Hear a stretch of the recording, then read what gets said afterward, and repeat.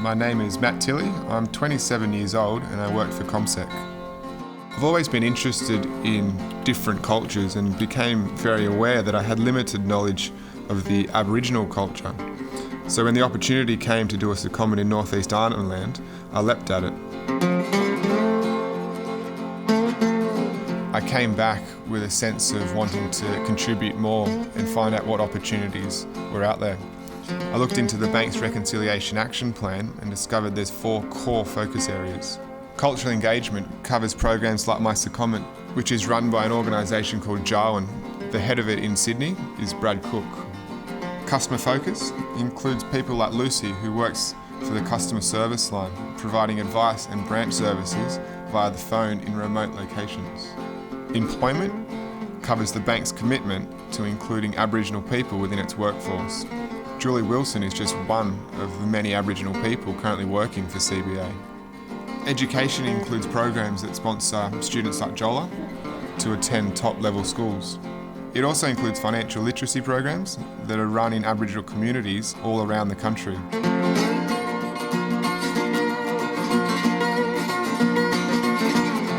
I'm actually headed to Yarrabah in Far North Queensland to see one of these programs in action and to inquire further into the challenge of reconciliation. After a flight to Cairns and a 45-minute drive out to the community, I'm introduced to Drew Dangar, one of the facilitators of the ICANN program.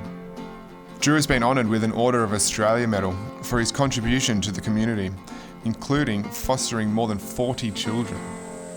I've lived in Yarrabah for nearly 30 years now. For me, Aboriginal identity is about family. You know, it's interesting when white people greet one another, they'll talk about, oh, what do you do? And when Aboriginal people or black people greet one another, they say, well, who's your mob? Who's your family? And you can see the difference even in that. There's been something that I've identified, and I call it cultural obligation. It's money that you give to your family or friends, or bread or meat. People that are trying to build themselves up and get ahead and move ahead, they still feel this cultural obligation very strongly and they still give. It makes it difficult to get ahead. The number one thing that I do with everybody as soon as they walk through the door at ICANN is do a budget with people. It starts people that process of thinking about where their money actually goes. It makes them more aware of where they actually spend money. So could you give me an idea of what income you receive? Once anyway. And do you receive any family tax benefits? Yeah, I've got 2 kids. So okay. Yeah. So could you then tell me how that money's actually spent during the fortnight with your family? I know it's probably a bit of a controversial statement, but I think that we have become a bit too welfare dependent and we need to break out of that cycle as a people. I'd like to see that they have their financial independence and be able to create a bit of wealth for themselves if they need to, and do the things that they want to do, not the things that they need to do to survive. Oh, well, Matt, I'll take you out to Back Beach. We might go and do a bit of dragging, which is using the net. I've got a couple of my nephews organised to come and give us a bit of a hand with it.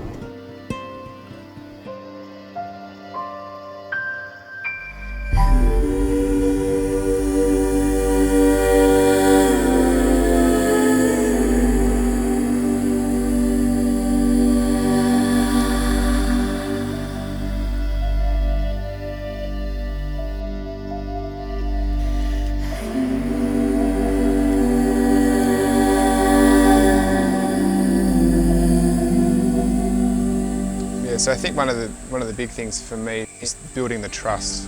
There is a lot of distrust in the Aboriginal community because of history, and you have to work hard to build those bridges. I think reconciliation is very important for Australia. I think it's a healing process, and I know these are all cliches and people have said it before and I'll say it again, but it's what I firmly believe. It has to happen, it has to be a part of the healing of Australia, so that we can move forward as a nation. Because if we don't have reconciliation, we're going to have this disjointed family. What Australia needs to be is a bit more Aboriginal-like as a country in its approach to thing, where we're all family and we look after one another and carry one another forward into the future.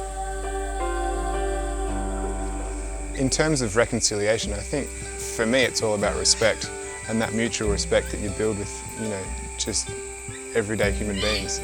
ICANN's work in the community, I can definitely get a sense of, working for the community within the community. Drew's definitely got the relationships there and the bonds, so it's coming from within. It's really important to respect the local people and try and work with them, as opposed to coming in with an idea and thinking that you know best. Commonwealth Bank's reconciliation plan is all about partnering. It's really well knowing that the bank and CBA partner with these great people, these great individuals, and for the better.